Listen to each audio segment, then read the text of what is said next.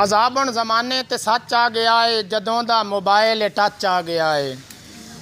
नवीं ये ज़माने नू चमड़ी बीमारी, रन्ना ते बंदियां दी मत गई है मारी। मोबाइल ज़माने ते पाए इंज हनेर ने, रन्ना दे हत्थां च बंदियां तो ढेर हैं। रब जाने खिलकत नू की हो गया है कि फत्तो ते सत्तो भी टच ले लिया है। पानो अलफ बेद नेड़ू ना लगी, ABCD पी घुटे सगी। भागो जे खोती ते पठियां नू जावे, खुच्चां ते चादर ते टच पई चलावे। रामो कड़ाई उत्ते भुन्ने पी दाने, टच उत्ते सुनदी नसीबो दे गाने। शामों दा लुढ़ जावे सारा जे पानी, वध विच छड्डे ना फिल्मी कहानी। तवे उत्ते सड़ जावे 100 वारी रोटी, अम्मा मोबाइल उत्ते लुट्टे पई लोटी।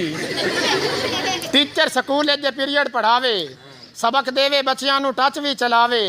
स्कूले स्टूडेंट भी इंज मजबूर है, उनके बस्ते अंदर भी टच एक जरूर है। भावें होवे डेरा या होवे दुकान है, हर एक दे हत्थ च इहो शैतान है। मेरे नौजवाना दा इंज दा स्टाइल है कि रोटी ते बैठिया भी हत्थ च मोबाइल है। नवे रोज़ फैशन नवा ही अंदाज है, ना अल्लाह ना तोबा ना कलमा नमाज है। ज़माने ते इंज दा रिवाज आ गया है कि लोशन करीमा दा राज आ गया है। कढ़ाइयाँ तुफारे के काम तू आज़ाद देन, सुनीका मिडोरा सकिन वाइट याद देन। न गुन्ने ने आटा न रोटी पकावे ने, दोते मधानी तू जान छुड़ावेन। जदों दी ये बिजली ते हो गई मधानी, और रिड़के दी बरकत भी हो गई पुरानी।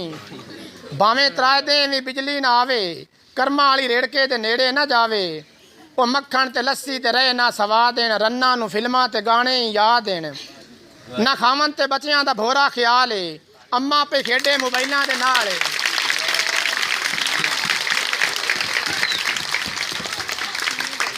ना खावन ते बच्चियां दा भोरा ख्याल है, अम्मा पे खेडे मोबाइलों के नाल।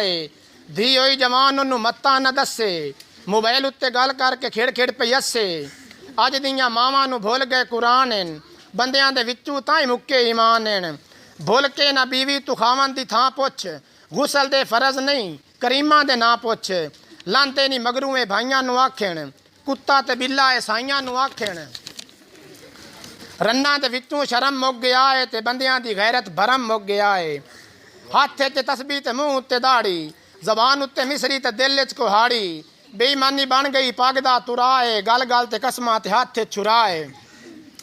मुसलमाना कोल चौखे लुट्टण दे वाल लैन, बिरा हुण बिरावां दी लांदे पे खल लैन। धी अज दी मां कोलू लैंदी सलाह नहीं, पुत्रा नू अब्बे दा कतरी हया नहीं।